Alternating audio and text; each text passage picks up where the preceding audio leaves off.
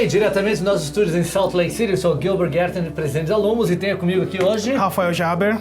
Eu dou essa paradinha para o pessoal pensa que eu não sei teu nome. É Rafael, né? Rafael. É Rafael Jaber, que é o nosso gerente de... Outro dia eles colocaram um título diferente. Eu falo sempre gerente de vendas, mas não é. É comercial. Comercial, né? A gente trata um pouquinho de tudo. É os termos, assim, a gente que mora muito tempo nos Estados Unidos, a gente acaba traduzindo as coisas ao pé da letra e perde aquela referência. Né? Então, ele é o nosso gerente do departamento comercial. Só vende. É de vendas mesmo. Pessoal, hoje é o nosso terceiro episódio sobre vínculos. Vínculos. Né? Uhum. Então, por que a gente dividiu isso em três?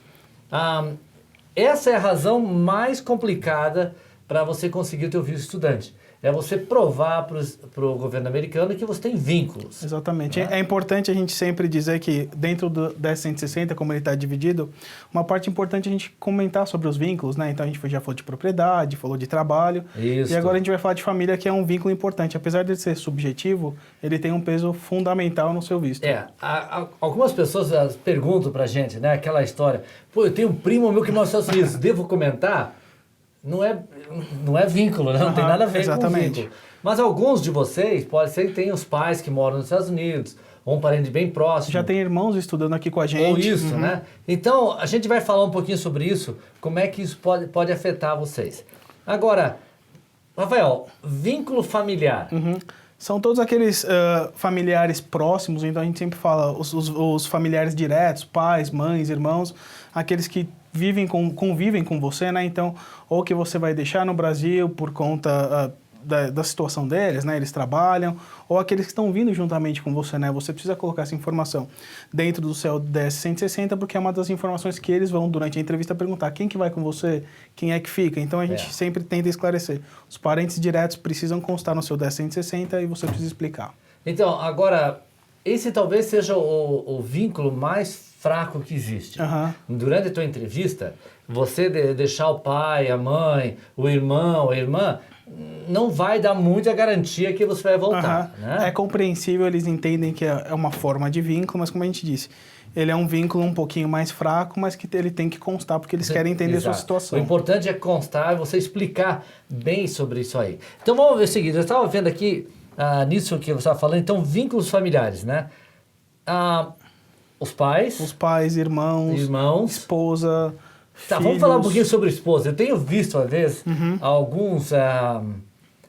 algumas famílias, né, em que o marido tem um trabalho no Brasil, muitas vezes, e ele traz a esposa e os filhos para ter essa experiência. Exatamente. A esposa vem para cá para estudar inglês e ele fica indo e vindo. Exatamente. Tem negócio no Brasil, precisa retornar para fazer reuniões, esse tipo de coisa.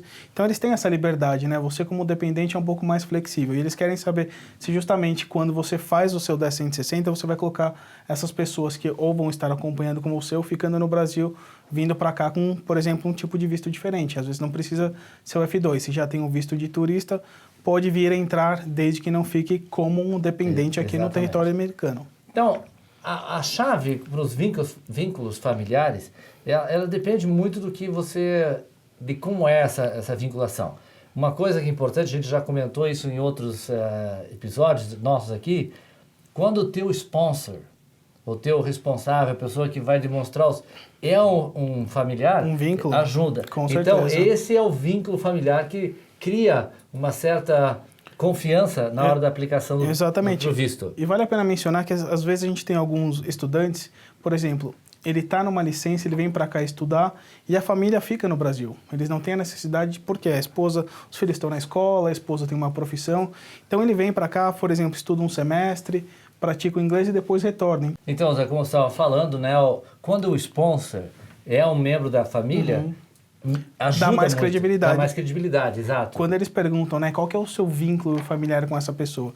Se é um pai, uma mãe, um irmão, uma avó, por exemplo, presenteando o neto para vir estudar, existe como você comprovar o vínculo e a origem desse recurso para te ajudar aqui. Então a gente sempre diz, se você tiver a opção por escolher uma dessas pessoas para ser o seu sponsor, a gente acredita ótimo, que é melhor. Agora, a gente vê algumas famílias, né, que tem o próprio negócio.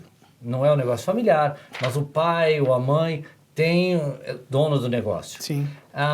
mandar o filho para cá para estudar inglês, para que ele possa voltar Com e certeza. ajudar o negócio da família, é um vínculo. Com né? certeza. Hoje o mercado, por exemplo, de trabalho, ele é muito globalizado, né? Então hoje você vende para o Brasil, você compra da China, compra dos Estados Unidos, e às vezes o seu filho tem esse projeto de trabalhar junto na sua empresa, e você trazer ele para cá para estudar com a gente, com certeza vai ajudar nesse projeto a longo prazo. O meu projeto foi diferente. A gente, quando mudou para cá 26 anos atrás, a minha preocupação é que os filhos mantivessem o português. Com certeza. Tanto que hoje um dos meus filhos é meu sócio na Lumos Connect, que é o nosso braço da Lumos no Brasil. Mas ele só pode fazer isso porque ele fala português. Exatamente, né? Então, ajuda, né? A gente consegue manter alguns laços, com certeza. Então ele teve que aprender bastante sobre isso. Agora,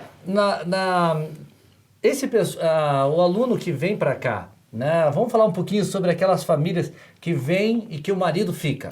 Né? Nós temos muitos disso?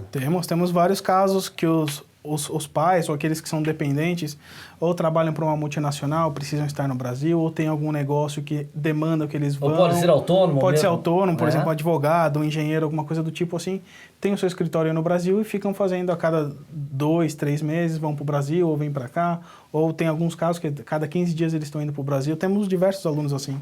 E a família, a esposa, então nesse caso, né, a esposa viria para estudar inglês com a gente e os filhos menores? Os filhos, eles como F2, podem estudar normalmente aqui em escolas americanas. Então, um dos mitos que muita gente não entende é que a escola, até o segundo grau, o ensino médio, né, a high school nossa aqui, ela é escola pública. Então, para uma pessoa vir para a escola estudar nos Estados Unidos, ela precisa ter um visto, uma autorização para isso. Exatamente. Tá? Vocês vão ouvir histórias, né, que as pessoas que vieram para cá ficaram ilegais e que estudam. É verdade. Porque acontece. A criança não pode ficar sem estudar. Mas se uma criança vem diretamente para os Estados Unidos para estudar numa high school, ela tem que ter um visto da high school. Exatamente, um F1 como F1 os nossos alunos. Só que daí ele tem que pagar a high school anual, Ele né? paga, exatamente, ele paga o quanto custa para um aluno, por exemplo, americano, estudar durante um período todo aqui. Agora, se ele vem como dependente do estudante, como F2, ele não paga nada. Ele não paga, ele é como se fosse um residente aqui, ele vai estudar até o high school normalmente. Então, tem algumas vantagens nesse ponto. Agora, aquela pergunta chata que eles eles fazem na entrevista e a gente fica pensando, será que ele já descobriu? Será que ele já sabe? Você tem algum parente que está nos Estados Unidos hoje? E daí aquele que está me assistindo lá vai dizer, puxa vida, tem aquele primo meu que foi para lá. O que eu falo, né? E eu não sei nem o que ele está fazendo, se está preso, já soltaram ele. Não, se ele está estudando. Então, o que eu falo? Falo que tenho ou não tenho? Qual é a recomendação? A gente sempre fala, a verdade, lá no 1060 é bem claro, ele pergunta de parentes diretos, mas se ele perguntar para você, além dos seus parentes diretos, você conhece mais alguém? Sim, fala a verdade. Parentes diretos. Então, o formulário, ele é naqueles parentes de primeiro grau. Exatamente. Né? Então, que seriam os pais e os irmãos. Agora, se ele tem uma tia, um tio, um primo... Se for perguntado na entrevista, adicionalmente, além desses... Não minta. Exatamente, fala a verdade. E eles explica. Conseguem, pelo 1060, conciliar as informações e saber se você está... Eu acho interessante porque na entrevista, ela vai de uma maneira... que a pessoa olha pro computador e faz a pergunta, né? É um direcionamento, e dali ele vê como caminha. Ele sabe, né? então parece que... Você nunca sabe o que ele está vendo na tela. Então, falar a verdade é muito importante. Não afeta... você tendo parentes um pouco mais distantes que estão nos Estados Unidos ilegalmente, não vai afetar a tua aplicação. Parentes diretos pode. Por quê? Porque os parentes diretos, dependendo da situação deles, eles podem se beneficiar com teu visto. Exatamente. Ou você com a situação deles. Então é aí que o governo pergunta. Você tem um irmão que mora nos Estados Unidos, que já tem o green card. Ele pergunta, inclusive, se essa pessoa já fez uma petição de imigração no seu nome. No seu nome. Então, essa é o único problema que eles pedem, mas não cria um obstáculo para você receber o teu visto. E com certeza, se você disser a verdade lá na sua entrevista, dizer que realmente eu tenho um irmão e ele já aplicou para mim. A gente tem um caso de uma pessoa que já, depois disso, entrou 4 vezes aqui com visto de turista, sem problemas. Eles só querem saber se você não está omitindo informação, se você está deixando alguma informação importante passar. Então, pessoal, a gente encerra hoje aqui esses 3 vídeos que a gente falou sobre vínculos. Então, repetindo, vínculos de trabalho, muito importante, não saia do teu trabalho. Tente demonstrar que se você vier para os Estados Unidos e aprender inglês, isso vai te ajudar profissionalmente e ainda às vezes no mesmo trabalho. Com certeza. Vínculos de propriedades e bens, a gente falou bastante no vídeo anterior sobre isso. Não venda o carro, não venda a bicicleta. Quem assistiu o vídeo, eu gosto da introdução desses vídeos. Sim, são bacanas, né? O Murilo apronta todas, né? O Murilo apronta sempre. Das propriedades, ele falou que estava tudo em cima, mas nem casa ele tinha lá onde ele estava aplicando. Então tem que tomar cuidado com isso. A bicicleta não conta.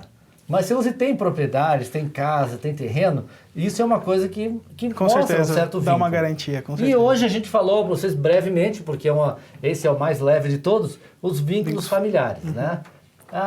Todo mundo tem família. Eu estava lendo nesse papel aqui, você que escreveu isso aqui, né? Então, assim, ninguém imagina o pai ou uma mãe abandonando os filhos, né, para ir para os Estados Unidos. Aí se você chegar lá assim, não, eu vou deixar meus filhos com a minha mãe e vou estudar lá, isso pode pegar um pouco mal. Com certeza. É que o americano não consegue entender muitas vezes. Para ele, os vínculos de família é uma coisa importante. Muito, muito importante. Então, o vínculo direto é importante como você vai se apresentar. Mas eu sei que vão surgir dúvidas, que cada caso é um caso, que todo mundo acha que o caso é diferente, né? Mas não é muito diferente do que a gente a orientação, basicamente, ela é a mesma para todo mundo, mas se você tiver alguma pergunta mais específica, quiser entrar em contato com a gente vai ter o prazer de atender. A gente tem muita informação que a gente compartilha de todas as fontes que a gente recebe, né? Então, entre em contato com a gente vai tentar fazer o máximo possível para fazer com que o seu caso seja mais tranquilo possível. Então, pessoal, hoje, eu sei que vídeo é complicado. A gente põe na internet e ele fica para sempre. Mas só para lembrar aqueles que estão assistindo isso como nossos assinantes, né? Ou que subscrevem nosso canal religiosamente, nós estamos na primeira semana de novembro. Daqui a 5 semanas, termina o semestre agora do outono de 2018. Exatamente. E começam já os preparativos para o nosso semestre de inverno que inicia em janeiro. Exato, 7 de janeiro. Dá tempo ainda para o pessoal que está decidindo hoje? Até 19 de novembro de 2018. A gente consegue receber a aplicação para o pessoal que está vindo 7 de janeiro. Então, pessoal, essa é a data. Até dia 19 de novembro, você pode submeter a tua aplicação a gente. Depois disso, tem todo o trâmite para preparar a entrevista. Exatamente. A gente acredita que as aplicações chegarem depois do dia 19... Acaba sendo complicado, data de entrevista, receber documentação final no de Brasil. Ano, final tudo de mais ano. complicado. Então, prepara tudo, manda pra gente. Se tiverem perguntas, por favor, entre em contato com o Rafael e a equipe dele, eles estão aqui para responder. Pode mandar a sua pergunta também aqui embaixo, com certeza. No YouTube, que o pessoal vai monitorar e vai Eu vou lá e respondo. Você vai responder? Então tá bom. Pessoal, mais uma vez, foi um prazer estar com vocês nessa semana. Espero que vocês tenham gostado dessa informação. Mandem pra gente sugestões, perguntas que vocês têm, para a gente possa responder e criar um programa aqui que atende a tua necessidade especificamente. Então, deixo aqui o meu abraço. Obrigado, Tudo pessoal. bom para vocês. Tchau. E aí, pessoal, gostaram do vídeo? Não esqueçam que tem mais vídeo aqui do lado. Então, toda essa coletânea aqui de vídeos vai te ajudar a preparar para a entrevista. E tem mais alguma coisa muito interessante. Então, não esqueça de dar uma olhada na nossa biblioteca aqui, tá bom? Até mais.